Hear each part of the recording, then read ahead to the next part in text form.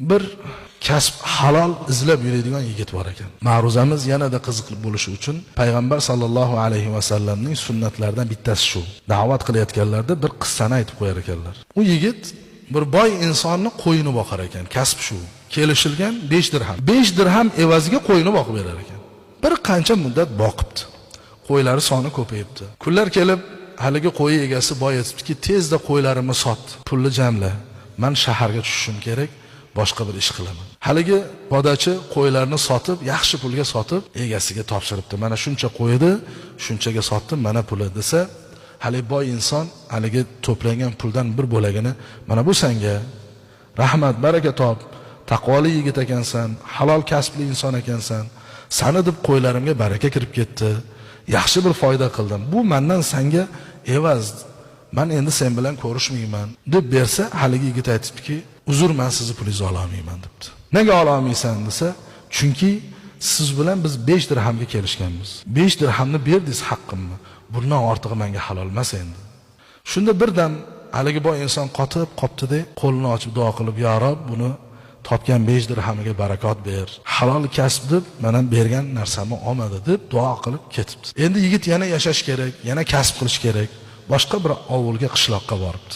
Qarasa, bir bashang kiyingan, chiroyli, qimmat kiyim kiygan insonni, tijoratchini atrofida ko'p odamlar yig'ilib turgan ekan. Hali yigit boribdi-da, odamlardan so'rabdi, "Kim bu odam?" desa, "Bu halol tijoratchi. Insonlar bilan sherikchilikka ish qiladi. Insonlardan pul oladi, borib tijorat qilib, insonlarga aytgan narsasini olib kelib beradi. Hamma ishonadi. Shunaqa bir solih inson" deb tavsiflashibdi. Hali yigit birpas o'ylab turib, hamma ketgandan keyin boyi oldiga borib, aytibdiki tijoratchiga, "Mani 5 dirham pulim bor. Arzimagan pul endi 5 dirham. Shu 5 dirhamimni iltimos, sheriklik deb qabul qiling deb, mana shu pulimni evaziga tijorat qiling, foydasiga menga bir manfaatli narsa olib kelib bering." Endi u odam 5 dirham u uchun hech narsa emas, lekin qarasa yuzidan pok, halol, Xudodan qo'rqadigan bir yigit ekan. Xo'p debdi-da, haligini 5 dirham pulini oldi.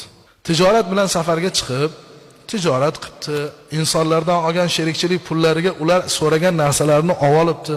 Qarasa kissasida hali yigiti 5 dirham puli qolgan endi. Shu bilan yo'lda ketayotsa, bir semiz kaklikni ushab turgan bir odam sotaman deb turgan ekan. Keyin endi shu quruq bo'lmasin, shunga shu kaklikni olib borib beraman. Tijorat bo'lmadi endi deb 5 dirhamga hali kaklikni sotib olibdi. Kaklik nihoyatda semiz ekan. Ko'p don yegandan don yetkazib bera olmayapman deb egasi sotib otgan ekan. Hali kaklikni olib ushab qishloqdan chiqib boshqa qishloqqa kirsa, odamlar jamlanib turgan ekan. Qarasa tijoratchining qo'lida kaklik bor. Shartda borib ushashdi-da, aytishibdiki, "Shu kakligingni sotasanmi?" debdi. "Nima qilasizlar bu kaklikni?" desa, "Bizda nihoyatda sichqon ko'payib ketdi. Biz hatto shu kakligingning og'irligicha tilla berishga rozimiz. O'zimizga ham, dunyomizga ham, ekinlarimizga ham zarar beryapti. Zora shularni ko'rsa-yu, sichqonlar kamaysa, yo'q bo'lsa" desa, haligi inson o'ylab qopti. "Xo'p, nima berasizlar evaziga?" "Qancha chiqsa shuncha tilla beramiz. Bizda tilla ko'p." Kaklikni qo'yib, vaznicha tilla berishdi. Endi u tijoratga pulini ko'paytirib kelaman degan u. Keyin kelibdi o'z yurtiga, kelsa hammasiga berib, qarasa haligi faqir yigit kutib turibdi. "Ke" debdi-da, quchoqlab bag'riga bosib, "Sen haqiqatda halol pok inson ekansan.